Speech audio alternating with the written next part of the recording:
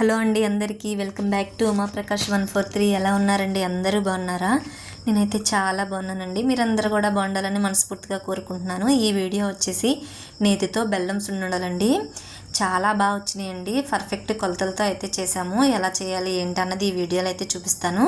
Video last వరకు చూడండి, ఎక్కడ స్కిప్ చేయొద్దు.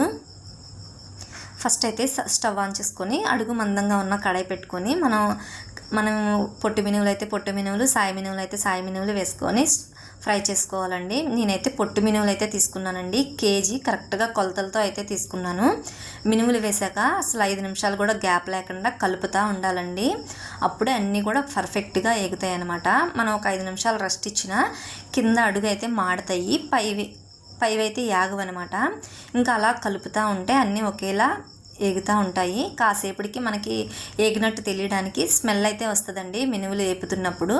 అలా స్మెల్ వచ్చినప్పుడు కొంచెం మినువులు తీసుకొని ఒక పేపర్ మీద వేసి రాయితో కానీ పప్పు కుత్తుతో కానీ మనం చితక్కొడితే లోపల ఉన్న పప్పు బ్రౌన్ కలర్లో కనిపిస్తుంది.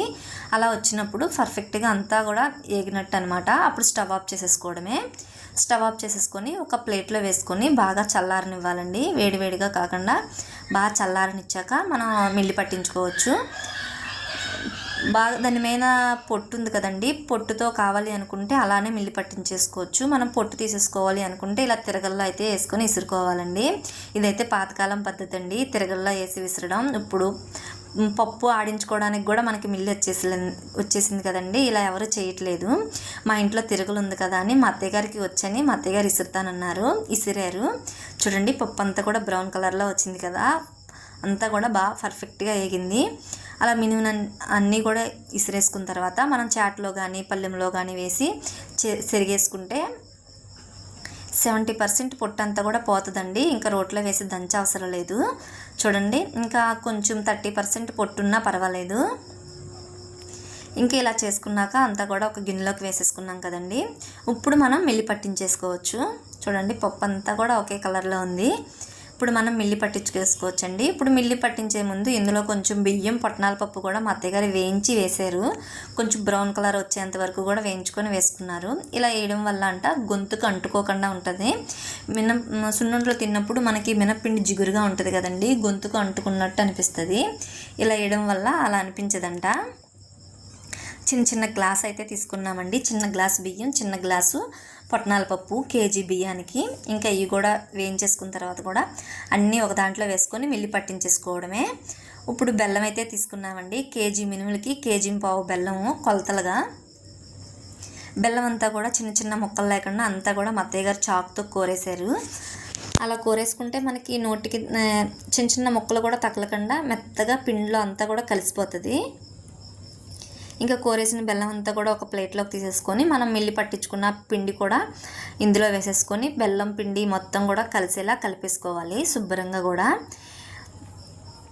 ఇప్పుడు అంతా కూడా కలిపేసుకున్న తర్వాత మనం నెయ్యి వేడి చేసుకొని ఇందులో వేసి మనం సున్నుండలు చుట్టేసుకోవడమే. ఈ నెయ్యి కూడా నేను ఇంట్లో ప్రిపేర్ చేసిందే అండి. నెయ్యి కూడా వేడి చేసి మనం కొంచెంగా వేసుకొని కూడా చుట్టుకోవచ్చు. ఇంకా కొంచెం పిండే కాబట్టి మేము కొంచెం నెయ్యి వేస్తా పిండి అంతా కూడా ఒకేసారి కలిపేసాము. చూడండి పిండి అంతా కూడా అంటే కొంచెమే కదా అని మొత్తం కూడా ఒకేసారి కలిపేసాము. నెయ్యికి ఏమీ కొలత ఉండదండి, మనకు నచ్చినంత వేసుకోవచ్చు. మరి సున్నుండ కొంచెం గట్టిగా షేపు వచ్చేటట్టు వేసుకోవాలి. మరి తక్కువగా వేసిన సున్నుండ అన్నది విడిపోయినట్టు అయిపోతుంది. అలా కాకుండా కొంచెం వచ్చేలాగా కొంచెం నెయ్యి ఎక్కువగానే పడుతుందిలేండి. సున్నుండలకి నెయ్యే కదా ఎక్కువ టేస్ట్ అనిపిస్తుంది మనకి. చాలా బాగున్నాయండి, చాలా టేస్టీగా కూడా వచ్చాయి. ఒకసారి ఈ కొలతలతో మీరు కూడా ట్రై చేయండి. చాలా హెల్దీ అండి. పిల్లలకి ఇలా స్కూల్కి స్నాక్స్ కింద ఒకటి పెట్టడానికి, ఈవినింగ్ స్నాక్స్ కింద ఒకటి తినడానికి కూడా, డైలీ మనం రొటీన్లో ఒక్కొక్క సున్నుండ తినడానికి మనకు పిల్లలకి ఇస్తే చాలా హెల్దీగా కూడా ఉంటారు. చాలా బాగా వచ్చినాయండి. ఈ కొలతలతో ఒకసారి మీరు ట్రై చేయండి. నా వీడియో నచ్చితే లైక్ చేయండి, షేర్ చేయండి, సబ్స్క్రైబ్ చేయడం అస్సలు మర్చిపోవద్దు. మీరు ఇచ్చే ఒక లైక్ చాలా సపోర్ట్గా ఉంటుందండి. ఇంకా మంచి వీడియోలు పెట్టాలని ఇంట్రెస్ట్గా ఉంటుంది. నా వీడియో కానీ నచ్చితే మీ ఫ్రెండ్స్ అండ్ ఫ్యామిలీకి షేర్ చేయండి. Thank you for watching.